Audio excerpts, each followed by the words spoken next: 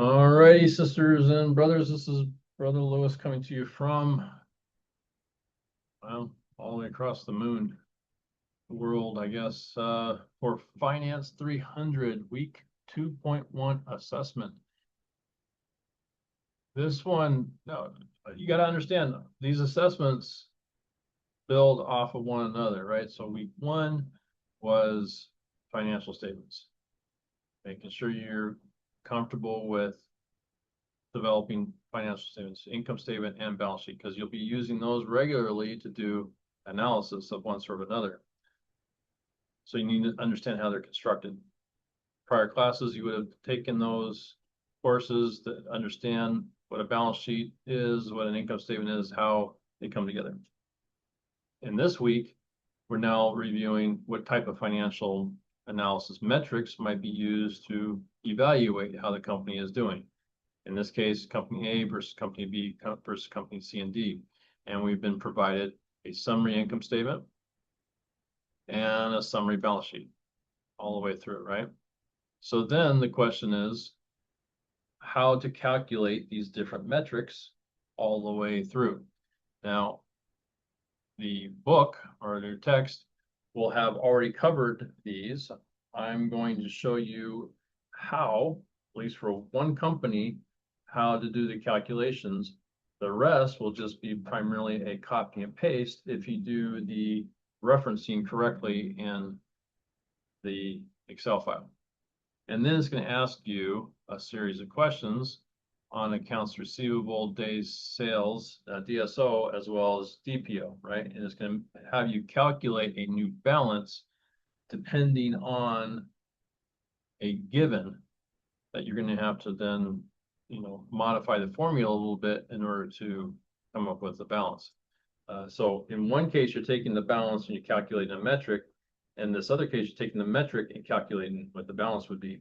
And so it's a classic algebra, A plus B equals C, or, and DSO framework, it's accounts receivable divided by your average days of revenue, right? Effectively, that's what it ends up being. So you have to reverse calculate that, where you're looking at what's the balance equals, your target days times the number of days in receivables or days in revenue. So that's how you're going to have to flip that equation a little bit. So we're going to go through this pretty quick and see if we can get you at least started in the right path. And then all you have to do is replicate it for B, C, and D. So DSO, classic. Okay, we're going to take the accounts receivable, which is up here, right there. And we're going to divide it by, and I like to keep my formulas, or at least my logic categorized, or at least grouped together.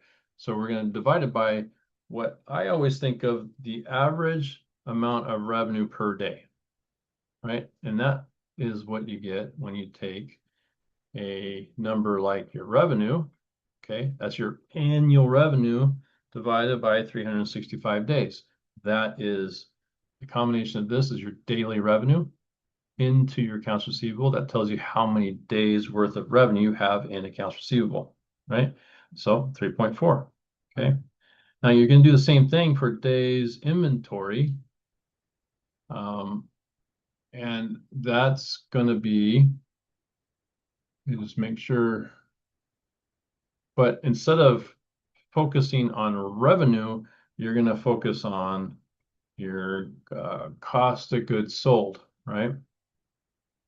So we're going to take our inventory value, which is up here, inventory, because that's the basis of inventory. It's your cost of goods sold, not revenue. So we want to take that divided by your average daily cost of goods sold. So that would take your total cost of goods sold and divide it by 365. Okay. And voila, we get 49.8. So then the next one is going to be your days payable.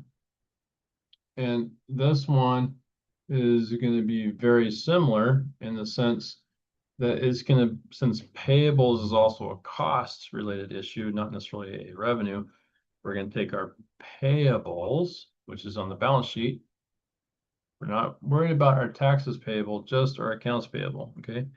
Divided by our cost of goods sold right there, divided by 365, okay? And that gets you to 25.1. Now, so far we've cruised to that pretty easy. Inventory is going to be a turnover value, and that's going to be divided by, it's going to be your inventory. That's how many times really your inventory turns over, right? Based on cost of goods. So it's similar to like the DIO, but slightly different because that's days worth of inventory. This is how many times your inventory value can be calculated into your cost of goods sold. So you're going to take your cost of goods sold then, right? And you're going to divide it by your inventory. So you're going to get your 3.7. Okay. Now your working capital is your current assets. Oops. Got to put an equal sign in front there. Equals. Oh, you'll find in another video. I asked you sometimes to put plus in front of it, and I said because my plus sign is bigger than my equal sign. Well, that's only part of the equation. On a keyboard, when I hit enter on the keyboard part of it, it'll sequence it down to a different cell. Whereas if I press equal on the the alphanumeric side of the keyboard, then it does it right. So anyway, working capital is your total current assets minus your total current liabilities. Okay. Now, working capital days, you're going to end up doing the same thing where you're taking your working capital number now and dividing it by your daily revenue. So we're going to take that divided by our revenue divided by 365. Okay, 91 days. Current ratio is going to be your current assets divided by current liabilities. So current assets, where are you? Up here. Divided by current liabilities. Okay. Our leverage, now that one is going to be your total assets divided by your total equity. Okay. So how much assets how much cash you have versus what you have put in, right? So your total leverage is as total assets, what you own, divided by what you put in. Okay, that's your 2.1%. I'm not 2.1%, it's 2.1. Your debt to equity is going to be how your liabilities and equity are prorated. So your total liabilities divided by your total equity. Your contribution margin is going to be your gross margin. Where we got gross margin divided by your revenue. Return on sales, return on assets, and return on equity, right? So your return is your net income. That's your return. And it's asking your return on your total assets, right? No, return on sales, which really is your net income percentage. But we'll just do that, return on sales. And your return on assets now. This is what I was thinking I was going to do, but no. Return on income divided by total assets. And then we have your return on equity. Net income divided by equity. Okay. So that's the easy part. Now, now that you have all these formulas in, if you do just a copy paste across, you should see all of your numbers there. Now, the harder thing is to now warp your mind just a second and come up with what an accounts receivable balance would be given a certain number of days. Assuming you can get to, let's say, a particular day's DSO, right? So DSO is 3.4. And saying, well, what if your DSO goes to 8? What's your accounts receivable balance?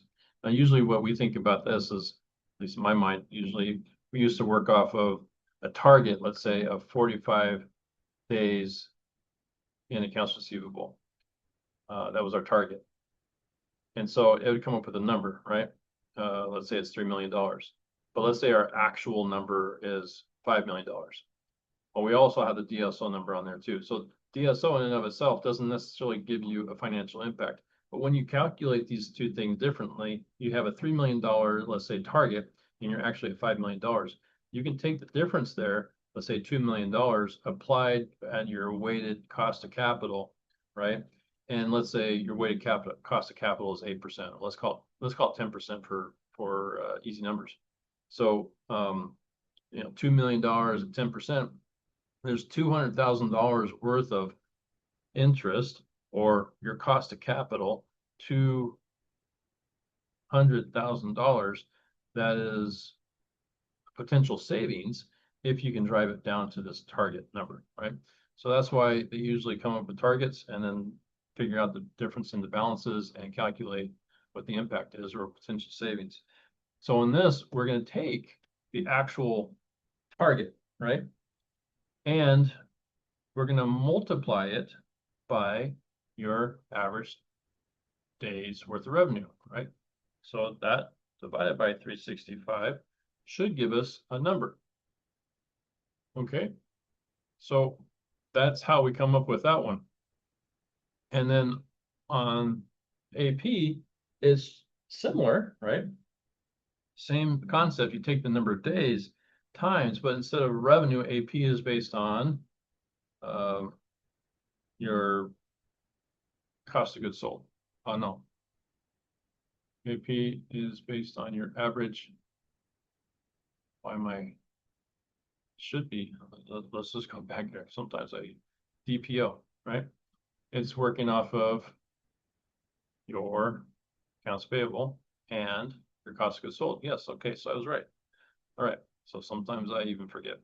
So we're taking that times, now we're going to take your average cost of goods sold. Okay. And that's the number there, right? So now that you have everything for week 2.1 assessment, you should be able to replicate it for all the others. And that gets you headed in the right direction. Hope you have a great rest of your week. Bye.